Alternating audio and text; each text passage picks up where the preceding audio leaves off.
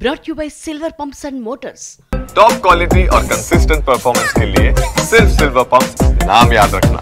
తెలంగాణలో ఎస్సీ వర్గీకరణ చట్టం అమల్లోకి వచ్చింది. బాబాసాహెబ్ అంబేద్కర్ జయంతి రోజున ఎస్సీ వర్గీకరణ జీవోను విడుదల చేసింది ప్రభుత్వం.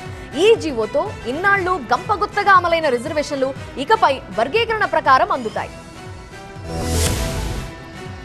ఎస్సీ ఉపకులాల దశాబ్దాల కళ నెరవేరింది. ఎస్సీ వర్గీకరణకు సంబంధించిన అధికారిక ఉత్తర్వును తెలంగాణ ప్రభుత్వం విడుదల చేసింది. దీంతో రాష్ట్ర వ్యాప్తంగా ఉన్న ఎస్సీ ఉపకులాలకు మొత్తం 15% రిజర్వేషన్లు అధికారికంగా అమల్లోకి రానున్నాయి.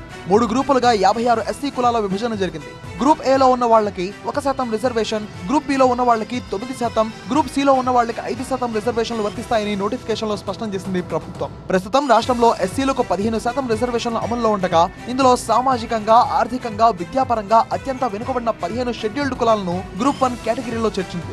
ఎస్సీల్లో మధ్యస్థంగా రిజర్వేషన్లో లబ్ధి పొందిన 18 షెడ్యూల్డ్ కులాలను గ్రూప్ 2 లో చేర్చింది. ఎస్సీల్లో వీరి జనాభా 62.748% ఉంది. వీరికి 9% రిజర్వేషన్ కల్పించింది. మెరుగైన ప్రయోజనం పొందిన 26 షెడ్యూల్డ్ కులాలను గ్రూప్ 3 లో చేర్చింది. ఎస్సీ జనాభాలో 33.963% ఉన్న వీరికి 5% రిజర్వేషన్ ఇవ్వాలని నిర్ణయించింది. సుప్రీంకోర్టు గ్రీన్ సిగ్నల్ తర్వాత ఎస్సీ వర్గీకరణను దేశంలో అమలు చేసిన తొలి రాష్ట్రంగా నిలిచింది తెలంగాణ.